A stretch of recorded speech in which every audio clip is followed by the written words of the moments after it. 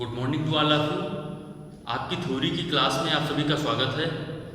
आज हम जो धातुओं पर प्रोटेक्टिव कोटिंग चढ़ाने की विभिन्न विधियां हैं, उन्हीं विधियों में से एक है हमारा मेटल स्प्रेइंग। तो आज हम मेटल स्प्रेइंग विषय पर चर्चा करेंगे।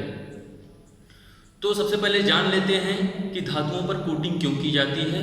धातुओं को आकर्षक दिखने तथा विभिन्न प्रकार के जो वातावरण के उस पर प्रभाव हैं उनसे बचाने के लिए हम ऐसी धातुओं की कोटिंग करते हैं जिन धातुओं पर वातावरण की नमी का या जंग लगने का प्रभाव कम होता है। ऐसी धातुओं पर हम क्या करते हैं, ऐसी धातुओं को कोटिंग करने का कार्य करते हैं दूसरी धातुओं पर। तो उनकी कई सारी विधियां होती हैं। तो आज हम मेटल स्प्रेइंग पर चर्चा करेंगे। तो मेटल स्प्रेइंग क्या है, जैसे कि नाम से विदित हो रहा है कि मेटल स्प्रेइंग यानी कि धातु का स्प्रे करना है। जैसे कि आप लोगों ने स्प्रे पेंटिंग प्रक्रिया देखी होगी कि स्प्रे की सहायता से किस तरीके से हम किसी भी जॉब को पेंटिंग का कार्य करते हैं स्प्रे के द्वारा, कणों के द्वारा। उसी तरीके से हमारी ये प्रक्रिया है जो कि अस्थायी कोटिंग है, और इसके माध्यम से हम क्या करते हैं, धातुओं के पिघले हुए अवस्था में उनके महीन कणों को हम जिस धातु पर उसकी परत चढ़ानी है उस धातु पर क्या करते हैं, उसको फुहारों के रूप में डालते हैं। तो आइए देखते हैं, जैसा कि आप ये फिगर देख पा रहे हैं, ये फिगर देख पा रहे हैं, जैसे कि यहाँ पे आप देख रहे हैं एयर कैप लगा हुआ है। एयर कैप क्या करता है कि जो बाहर से हवा है उससे इसकी सुरक्षा करता है, यानी कि जो हमारा ये नोजल सिस्टम है बाहरी वातावरण से इसकी सुरक्षा करता है। यहाँ पे आपके दो नोजल बने हुए हैं, यहाँ पे आप देख रहे हैं इधर और इधर। यहाँ से आपकी जो है वायु निकलती है, और ये नोजल क्या करते हैं, ईंधन और वायु दोनों के साथ मिश्रित होकर के निकलते हैं। हम आपको बता दें कि जो आपकी ये प्रक्रिया होती है, इस प्रक्रिया में धातु को मेल्टिंग पॉइंट तक पहुंचाना होता है, जो धातु प्रोटेक्टिव कोटिंग्स के रूप में कार्य करती है।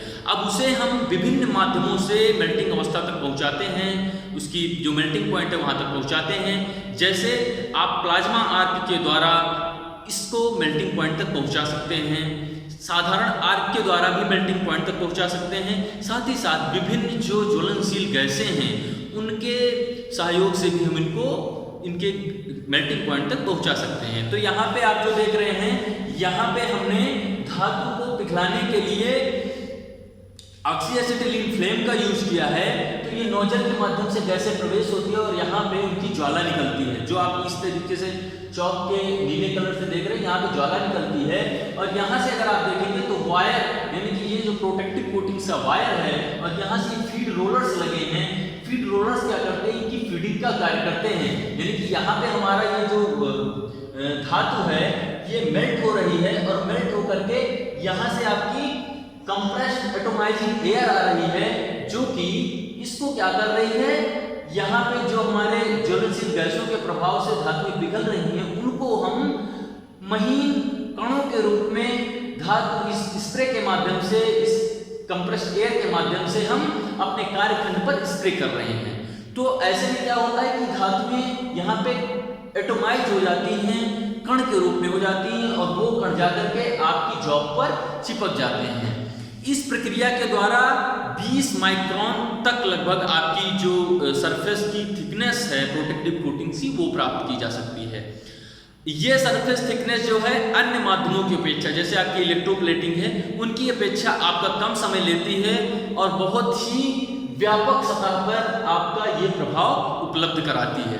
तो इसके कुछ भागों के विषय में जान लेते हैं। क्या है, एयर कैप लगा है। एयर कैप जैसा मैंने बताया बाहरी वातावरण के प्रभाव से बचाता है। दूसरा हमारा नोजल क्या करता है, ऑक्सीजन और एसिटिलीन गैसों के मिक्सचर को यहाँ पे जलाने का काम करता है। वायर फीडिंग रोलर से कंटिन्यू हमारा वायर आगे बढ़ता रहता है, और यहाँ से आपका वायर मेल्ट होता रहता है, यानी कि ये बढ़ रहा है धीरे धीरे, और यहाँ पे गल रहा है। गल करके इधर से हवा आ रही है कंप्रेस्ड एयर, और वो हवा अपने साथ इसको कणों के रूप में बहा करके और सामने जो टारगेट प्लेट है, यानी कि जो आपका जॉब है, वहां पर इसको ले जा रही है। अगला आप देखेंगे इस फिगर का जो नाम है वो combustion wire spray process metal spraying, यानी कि मेटल स्प्रेइंग ये प्रोसेस है। रोलर्स का काम होता है बढ़ाना, और जो आप देख रहे हैं यहाँ पे ऑक्सीजन फ्यूल गैस मिक्सचर, जैसा कि मैंने बताया ऑक्सीजन फ्यूल गैस मिक्सचर क्या करता है, दोनों नोजल के माध्यम से प्रवेश होकर के और यहाँ सेंटर पे पड़ता है। तो ये सारी इसकी प्रक्रिया थी। इस तरीके से हम क्या करते हैं, जॉब पर मेटल स्प्रेइंग के द्वारा प्रोटेक्टिव कोटिंग्स बनाते हैं, सुरक्षात्मक कवच बनाते हैं। इसके जो लाभ हैं वो ये हैं कि इसके माध्यम से हम कम लागत में और व्यापक सतह पर प्रभावी तरीके से प्रोटेक्टिव कोटिंग्स का कार्य कर सकते हैं, जो कि आपकी परमानेंट कोटिंग्स होती है। अब हमारा जो वायर सिस्टम है, ये वायर हम जिस धातु का लगाएंगे वो धातु आपकी एटोमाइज होकर के और आपकी वर्कपीस पर क्या होगी, टारगेट करेगी और यहाँ पे पिघले हुए कण चिपकते जाएंगे और आपकी धातु पर क्या होगी, जिस तरीके से स्प्रे पेंटिंग होती है उसी तरीके से इस प्रक्रिया के द्वारा आप अपने जॉब पर एक सुरक्षित आवरण, जो कि आपका प्रोटेक्टिव कोटिंग्स है, वो प्राप्त कर सकते हैं। Okay, thank you.